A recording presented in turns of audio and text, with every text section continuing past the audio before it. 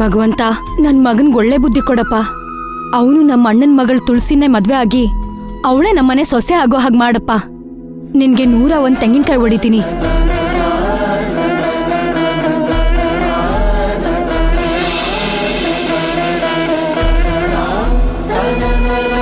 ದೇವ್ರೆ, ನಾನು ಮೈನಾನ ಪ್ರಾಣಕ್ಕಿಂತ ಹೆಚ್ಚಾಗಿ ಪ್ರೀತಿ ಮಾಡ್ತಿದ್ದೀನಿ.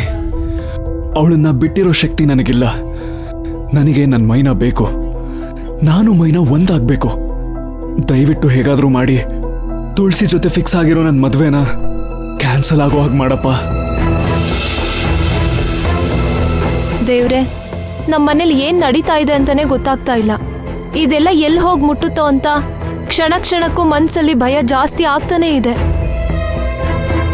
ದಯವಿಟ್ಟು ಎಲ್ಲ ಒಳ್ಳೇದಾಗೋ ಹಾಗೆ ಮಾಡು ತಂದೆ. ನಮ್ಮ ಅಣ್ಣ ಮೈನಾ ಯಾವುದೇ ಸಮಸ್ಯೆ ಇಲ್ಲದೆ ಒಂದಾಗ್ಲಿ. ಅಮ್ಮನೂ ಮೈನನ್ನ ಸೊಸೆ ಅಂತ ಒಪ್ಕೊಳ್ಳೋ ಹಾಗೆ ಮಾಡಪ್ಪ. ಭದ್ರಂ ಕರ್ಣೇ ವಿಷ್ಣುನುಯಾಮ ದೇವಾಃ ಭದ್ರಂ ಪಶ್ಯೇಮಾಕ್ಷಭೀರ್ಯಜತ್ರಾಃ ಸ್ಥಿರೈರಂಗೈಃ ತುಷ್ಟವಾಗುಂಸಸ್ತನೂಭಿಃ ವ್ಯಸೇಮ ದೇವಹಿತಂ ಯದಾಯುಃ. ಸಕಲ ಇಷ್ಟಾರ್ಥ ಪೂಜಾ ಫಲ ಪ್ರಾಪ್ತಿರಸ್ತು. ಸಕಲ ಸನ್ಮಂಗಲಾನಿ ಭವಂತು. ಸ್ವಾಮಿಗಳೇ, ಪೂಜೆಗೆಲ್ಲ ತಯಾರಾಗಿದೆ, ನೀವು ಬಂದ್ಬಿಡ್ತೀರಲ್ಲ? ಅಮ್ಮ ಬರ್ತೀನಿ, ಪೂಜೆ ಮುಗಿಸ್ಕೊಂಡ್ ಬರ್ತೀನಿ, ನೀವೆಲ್ಲ ಹೋಗಿರಿ.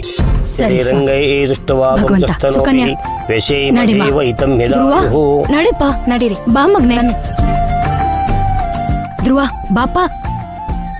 ಸರಸ್ವತಿ, ಈಗೇನ್ ನಿಶ್ಚಿತಾರ್ಥ ನಡೀತಿಲ್ಲ ತಾನೇ?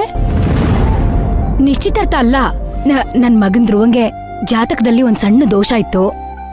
ಅದ್ರ ಪರಿಹಾರದ ಪೂಜೆ ಇಟ್ಕೊಂಡಿದ್ದೆ. ನಮ್ಮ ಯಜಮಾನ್ರಿಗೆ ನಮ್ಮ ಅಣ್ಣನ ಮಗಳು ತುಳಸಿನೇ ನಮ್ಮ ಮನೆ ಸೊಸೆ ಮಾಡ್ಕೋಬೇಕು ಅಂತ ಆಸೆ ಇತ್ತು.